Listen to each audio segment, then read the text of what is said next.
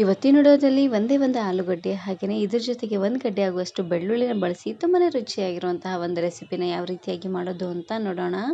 ದಿನಾಲು ಅನ್ನ ಸಾಂಬಾರು ಹಾಗೆಯೇ ಚಪಾತಿ ಜೊತೆ ಸೈಡ್ ಡಿಶ್ ಆಗಿ ಏನಾದರೂ ತಿನ್ನಬೇಕು ಅಂತ ಅನ್ನಿಸ್ದಾಗ ಖಂಡಿತ ಈ ರೆಸಿಪಿನ ಟ್ರೈ ಮಾಡಿ. ಹಾಗಾದರೆ ಬನ್ನಿ ತಡ ಮಾಡದೆ ರೆಸಿಪಿನ ಶುರು ಮಾಡೋಣ. ಇದನ್ನು ಮಾಡಲಿಕ್ಕೆ ಮೊದಲು ನಾನಿಲ್ಲಿ ಒಂದು ಅಗಲವಾಗಿರುವಂತಹ ಪ್ಯಾನ್ಗೆ ಸ್ವಲ್ಪ ಎಣ್ಣೆನ ಹಾಕ್ಕೊಳ್ತಾ ಇದ್ದೀನಿ. ಅಂದರೆ 3ರಿಂದ 4 ಸ್ಪೂನ್ ಆಗುವಷ್ಟು ಎಣ್ಣೆನ ಹಾಕ್ಕೊಂಡ್ರೆ ಸಾಕಾಗತ್ತೆ. ಎಣ್ಣೆ ಸ್ವಲ್ಪ ಬಿಸಿ ಆಗ್ತಿದ್ದಂಗೆ ಅರ್ಧ ಚಮಚ ಆಗುವಷ್ಟು ಜೀರಿಗೆ ಸಾಸಿವೆ ಎರಡನ್ನೂ ಒಟ್ಟಿಗೆ ಹಾಕ್ಕೊಳ್ತಾ ಇದ್ದೀನಿ.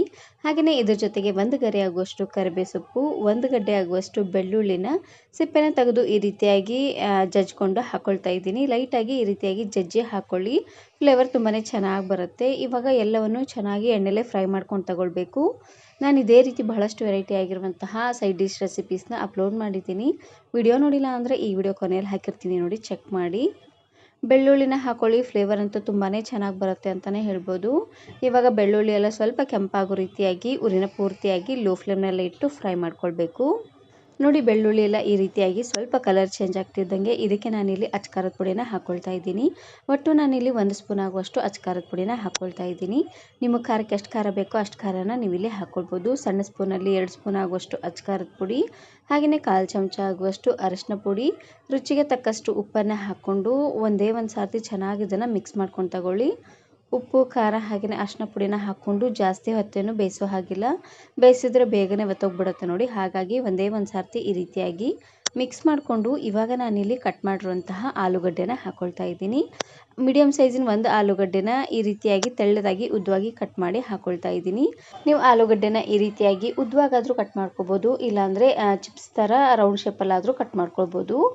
ನೋಡಿ ಈ ರೀತಿಯಾಗಿ ಆಲೂಗಡ್ಡೆನ ಉದ್ದುದ್ದವಾಗಿ ಕಟ್ ಮಾಡಿ ಹಾಕ್ಕೊಂಡು ಚೆನ್ನಾಗಿ ಇದನ್ನು ಈ ರೀತಿಯಾಗಿ ಮಿಕ್ಸ್ ಮಾಡ್ಕೊಳ್ಬೇಕು. ಇವಾಗ ಉರಿನ ಪೂರ್ತಿಯಾಗಿ ಲೋ ಫ್ಲೇಮ್ನಲ್ಲೇ ಇಟ್ಟು ಸ್ವಲ್ಪ ಹೊತ್ತು ಹಾಗೆ ಇದನ್ನು ಬೇಯಿಸ್ಕೊಳ್ಬೇಕು. ಇದಕ್ಕೇನು ನೀರೇನು ಹಾಕೋ ಹಾಗಿಲ್ಲ, ಹಾಗೆ ಇದನ್ನು ಬೇಯಿಸ್ಕೊಂಡು ತಗೊಳ್ಳಿ. ಮೊದಲು ಎಲ್ಲ ಆಲೂಗಡ್ಡೆಗೂ ಉಪ್ಪು ಖಾರ ಎಲ್ಲ ಚೆನ್ನಾಗಿ ಎಳ್ಕೊಳ್ಳೋವರೆಗೂ ಹಾಗೆ ಇದನ್ನು ಬೇಯಿಸ್ಕೊಂಡು ತಗೊಳ್ಬೇಕು. ಇವಾಗ ನಾನಿಲ್ಲಿ ಮೇಲ್ಗಡೆ ಮುಚ್ಚಳನ ಮುಚ್ಚಿ ಲೋ ಫ್ಲೇಮ್ನಲ್ಲೇ ಇಟ್ಟು ಹಾಗೆ ಇದನ್ನು ಬೇಯಿಸ್ಕೊಳ್ತಾ ಇದ್ದೀನಿ. ಇವಾಗ ಮತ್ತೆ ಇದನ್ನು ಈ ರೀತಿಯಾಗಿ ಬೇಯಿಸ್ಕೊಂಡಿದ್ದಾದಮೇಲೆ ಇವಾಗ ನಾನಿಲ್ಲಿ ಸ್ವಲ್ಪ ನೀರನ್ನು ಹಾಕ್ಕೊಂಡು ಕುದಿಸ್ಕೊಳ್ತಾ ಇದ್ದೀನಿ. ಯಾಕಂದರೆ ಆಲೂಗಡ್ಡೆ ಸ್ವಲ್ಪ ಸಾಫ್ಟಾಗಿ ಬೇಯಬೇಕು ನೋಡಿ. ಹಾಗಾಗಿ ಟೀ ಕುಡಿಯೋಂಥ ಕಪ್ಪಲ್ಲಿ 1 ಕಪ್ ಆಗುವಷ್ಟು ನೀರನ್ನು ಹಾಕ್ಕೊಂಡು ಚೆನ್ನಾಗಿ ಇದನ್ನು ಈ ರೀತಿಯಾಗಿ ಮಿಕ್ಸ್ ಮಾಡಿಕೊಂಡು ಇವಾಗ ಇದರಲ್ಲಿರುವಂತಹ ನೀರೆಲ್ಲ ಪೂರ್ತಿಯಾಗಿ ಹೋಗೋವರೆಗೂ ಉರಿನ ಪೂರ್ತಿಯಾಗಿ ಲೋ ಫ್ಲೇಮ್ನಲ್ಲೇ ಇಟ್ಟು ಚೆನ್ನಾಗಿ ಇದನ್ನು ಕುದಿಸ್ಕೊಂಡ್ರೆ ಆಯಿತು. ತುಂಬಾ ಟೇಸ್ಟಿಯಾಗಿರುವಂತಹ ಒಂದು ಆಲೂಗಡ್ಡೆ ಸೈಡ್ ಡಿಶ್ ರೆಡಿಯಾಗಿ ಹೋಗ್ಬಿಡುತ್ತೆ ಅಂತಲೇ ಹೇಳ್ಬೋದು. ತುಂಬಾ ಸಿಂಪಲ್ ರೆಸಿಪಿ ಅಂತಲೇ ಹೇಳ್ಬೋದು. ಅನ್ನ ಸಾಂಬಾರು, ಅನ್ನ ರಸಮು ಹಾಗೆಯೇ ಚಪಾತಿ ಜೊತೆಗೆ ತಿನ್ನಲಿಕ್ಕೆ ತುಂಬಾ ರುಚಿಯಾಗಿರುತ್ತೆ. ನೋಡಿ ಈ ರೀತಿಯಾಗಿ ಇದರಲ್ಲಿರುವಂತಹ ನೀರೆಲ್ಲ ಪೂರ್ತಿಯಾಗಿ ಡ್ರೈ ಆಗಿದ್ಮೇಲೆ ಇವಾಗ ನಾನಿಲ್ಲಿ ಗ್ಯಾಸನ್ನು ಆಫ್ ಮಾಡ್ಕೊಳ್ತಾ ಇದ್ದೀನಿ. ಆಲೂಗಡ್ಡೆ ಬೆಂದಿದೆಯೋ ಅಲ್ಲ ಅಂತ ಕರೆಕ್ಟಾಗಿ ಚೆಕ್ ಮಾಡ್ಕೊಳ್ಳಿ. ಇವಾಗ ನೋಡ್ತಾ ಇರ್ಬೋದು ಆಲೂಗಡ್ಡೆ ಎಲ್ಲ ಚೆನ್ನಾಗಿ ಬೆಂದಾಗಿದೆ. ಅಕಸ್ಮಾತ್ ಆಲೂಗಡ್ಡೆ ಏನಾದರೂ ಕರೆಕ್ಟಾಗಿ ಬೆಂದಿಲ್ಲ ಅನ್ನೋ ಹಾಗಿದ್ರೆ ಇನ್ನು ಸ್ವಲ್ಪ ನೀರನ್ನು ಹಾಕ್ಕೊಂಡು ಚೆನ್ನಾಗಿ ಇದನ್ನು ಸ್ವಲ್ಪ ಸಾಫ್ಟ್ ಆಗೋವರೆಗೂ ಬೇಯಿಸ್ಕೊಂಡ್ರೆ ಸಾಕಾಗತ್ತೆ. ಯಾವುದೇ ರೀತಿ ಮಸಾಲೆನ ಹುರ್ಕೊಳ್ಬೇಕು, ರುಬ್ಬಬೇಕು ಅಂತ ಏನೂ ಇಲ್ಲ. ತುಂಬಾ ಸಿಂಪಲ್ಲಾಗಿ ಕ್ವಿಕ್ಕಾಗಿ ನೀವು ಇದನ್ನು ಮಾಡ್ಕೊಳ್ಬೋದು.